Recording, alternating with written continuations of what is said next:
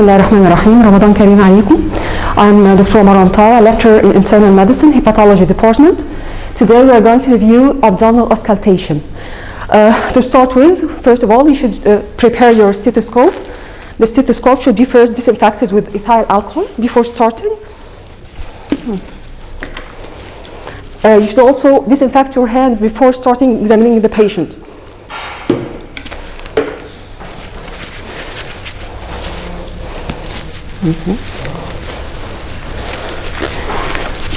Then you are going to introduce yourself to the patient and explain to him briefly what you are going to do. صباح الخير، أنا دكتورة مروة.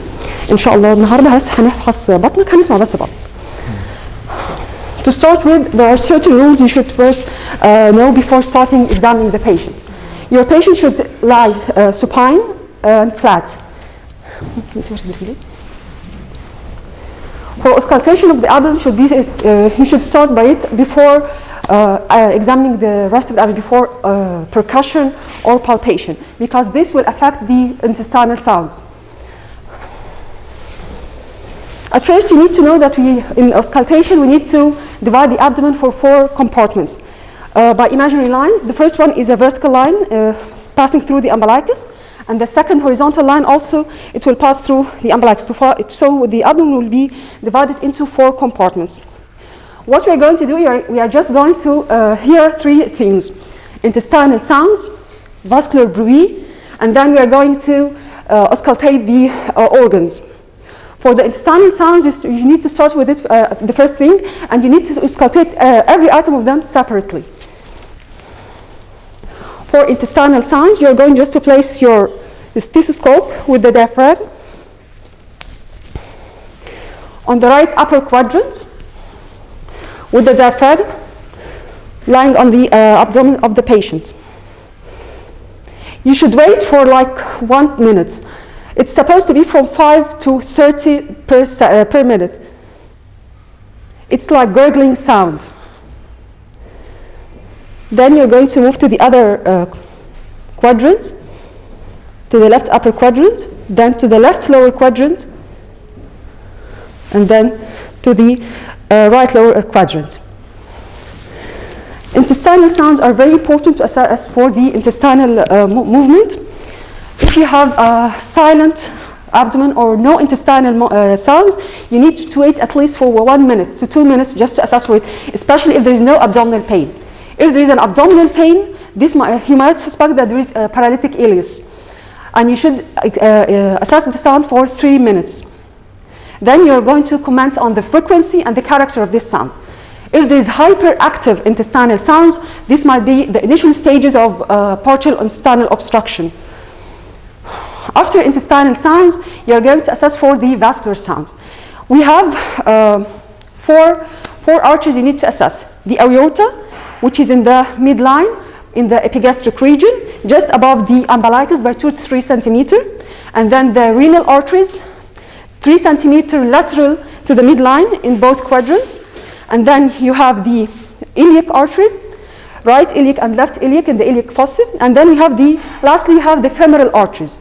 The importance of assessing the vascular arteries, the vascular bruit, is to assess for arterial stenosis, or in case of aorta, it might be aortic aneurysm.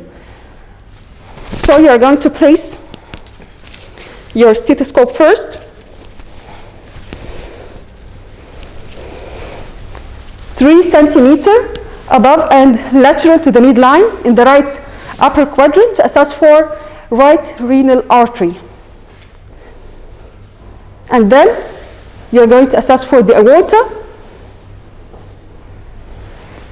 then the left renal artery, the left iliac artery, and the right iliac artery. The importance of assessing for the renal arteries is in case of uncontrolled hypertension, you should suspect renal artery stenosis. For the femoral artery, you should get the surface anatomy of the artery.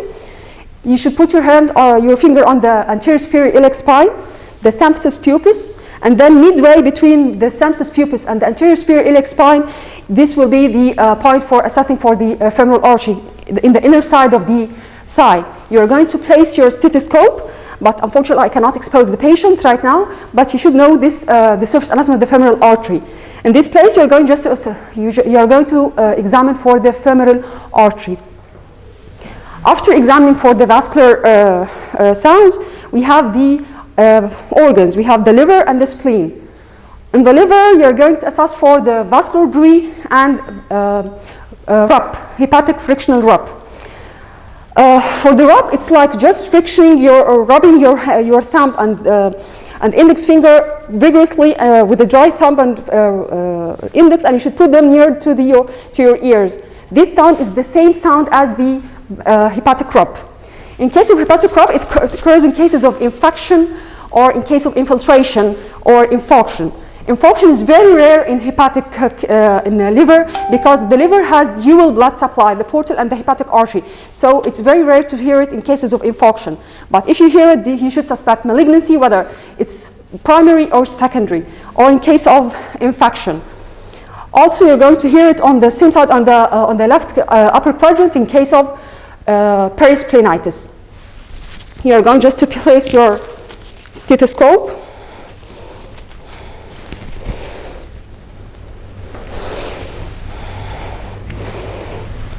On the right upper quadrant, and then on the left upper quadrant. In these two cases, these two sites, you're going to assess for the vascular rub. Also for the liver and the spleen, you can hear bruit in case of arteriovascular malformations. On the liver, you can hear the bruit also in cases of malignancy.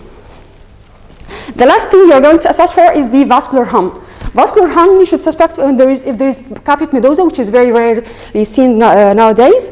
If there is caput medosa and you hear a continuous sound at the umbilicus, this is called Creverier-Baumgarten syndrome. This means there is portal hypertension together with the machinery murmur. This is called the venous hum. So to summarize, we have to comment on the intestinal sounds. We have to comment on the vascular sounds, which are the bruit. Their site is the right renal artery, aorta, left renal artery, left iliac, right iliac, and then the two femorals. We have to comment on the liver and the spleen as regards the bruit and the rub. And finally, we have to comment on the venous hum, which is associated with the portal hypertension. And as we said, this is very rarely seen nowadays. Thank you very much.